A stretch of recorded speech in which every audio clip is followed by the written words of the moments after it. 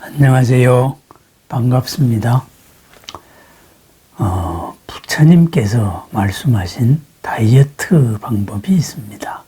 그래서 오늘은 부처님께서 국왕에게 권했던 다이어트에 대한 이야기를 한번 해보겠습니다. 부처님께서 제타와나에 계실 때, 그죠?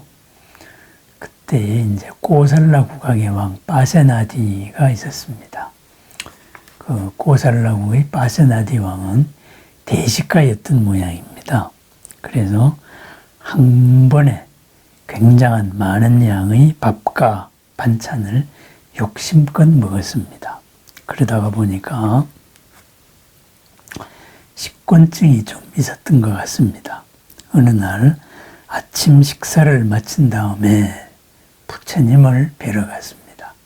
부처님을 뵈러 갔는데 아침을 너무 맛있게 많이 먹어서 그런지 아주 식곤증을 떨치기가 힘들었다고 합니다. 그래서 부처님 앞에서 법문을 듣다가 꼬박꼬박 졸다가 그리고 그냥 다리 뻗고 쫙 눕고 싶었는데 그러지는 못하고 억지로 앉아 있었습니다. 그래서 부처님께서 이제 말씀하셨습니다. 대왕이시여 굉장히 피곤해 보이십니다. 편히 쉬지 않고 오셨습니까? 하고 물었습니다. 아닙니다. 부처님, 저는 식사를 하고 나면은 항상 괴로움에 시달립니다. 그래서 부처님께서 말씀하셨습니다. 파세나디 왕이 대식가라는 것은 부처님도 익히 알고 계셨던 거지요. 그래서 꾸짖었습니다. 멍청하게 먹기만 하는 집돼지처럼 이리저리 뒹굴며 자는 어리석은 자는 유은혜의 길을 벗어나지 못하리라. 그리고 이렇게 개송으로 훈계를 하고 나서 말씀을 하셨지요. 대왕이시여 음식을 절제해야 됩니다. 음식을 적게 먹어야 몸이 평안합니다. 이렇게 말하고 개송을 읊으셨죠.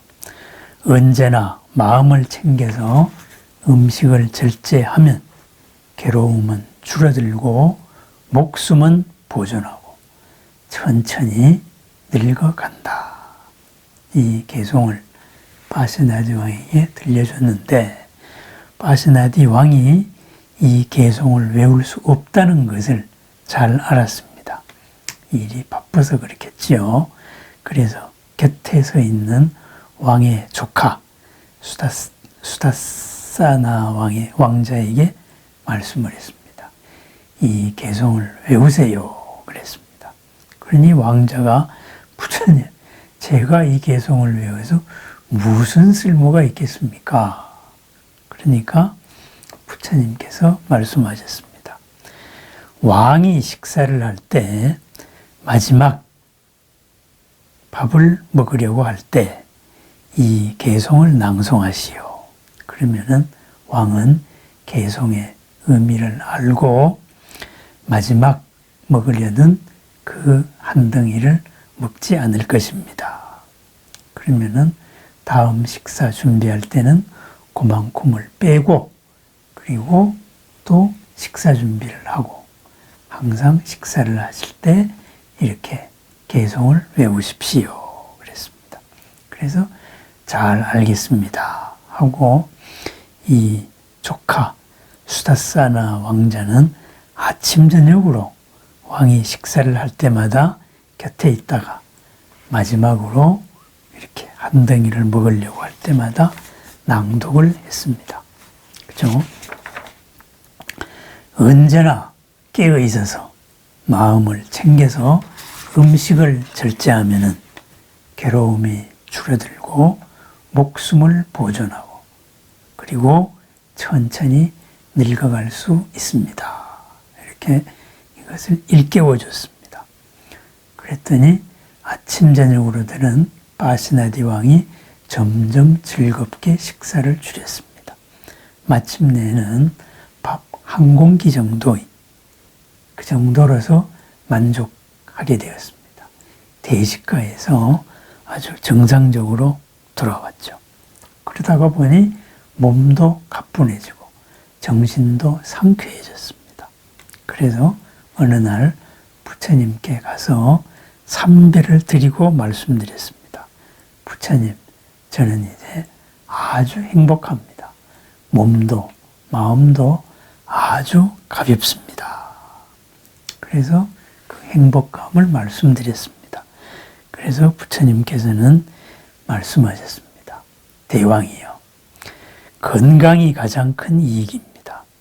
어떤 것을 받더라도 만족하는 것이 가장 큰 재산입니다. 그리고 신뢰가 가장 가까운 친척입니다. 그리고 완전한 열반이 가장 으뜸 가는 행복입니다. 이렇게 말씀을 하시고 개송으로 말씀을 하셨지요. 건강이 으뜸 가는 이익이고 만족이 으뜸 가는 재산이다. 신뢰가 으뜸 가는 친척이고 열반이 으뜸 가는 행복이다. 이렇게 말했습니다. 이것이 법구경의 204번째 개송입니다. 그렇습니다. 부처님식 다이어트입니다. 항상 마지막 한 공기, 마지막 한 덩이의 밥을 줄여라.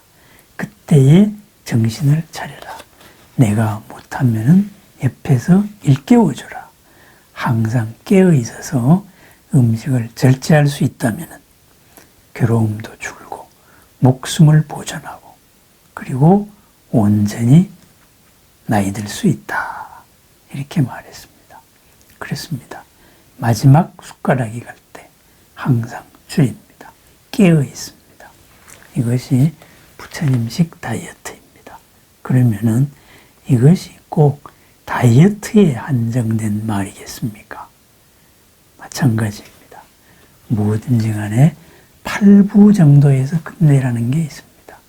욕심이 있습니다. 이 일을 하려고 할 때 더 하려고 하는 거. 거기에서 80% 정도에서 우리는 정지합니다. 마지막 한 덩이를 드러냅니다. 그죠? 몸에서도 먹는 거에서도 마지막 한 덩이를 드러내듯이 우리들의 생각에서도 마지막 한 덩이 20%를 드러냅니다. 점점 이렇게 마음에서도 힘을 뺍니다. 힘을 뺀 만큼 우리는 유연해질 수가 있습니다. 가뿐해집니다. 행복해집니다. 괴로움이 적어지고 목숨을 보존할 수 있습니다. 이 목숨, 주어진 프로그램된 이 목숨을 우리가 다 가질 수 없는 이유가 무엇이겠습니까? 보이지 않는 스트레스, 바로 괴로움입니다. 이 괴로움, 그죠? 오지 않은 일에 대한 걱정, 기타 등등 여러 가지 생각에 들어가는 힘입니다. 이 생각에 들어가는 힘을 뺄 때 우리는 온전한 건강, 타고난 모든 수명을 유지할 수가 있습니다. 그래서 몸과 마음이 가벼운 건강이 가장 으뜸 가는 이로움이다. 우리 삶의 이로움, 가벼운 몸, 가벼운 마음입니다. 그래서 항상 마지막 한 부분에서 힘을 빼세요. 완벽하게 너무 잘하려고 하지 마십시오. 너무 잘하려는 마지막에서도 힘을 뺍니다. 걱정에서도 마지막 힘을 뺍니다.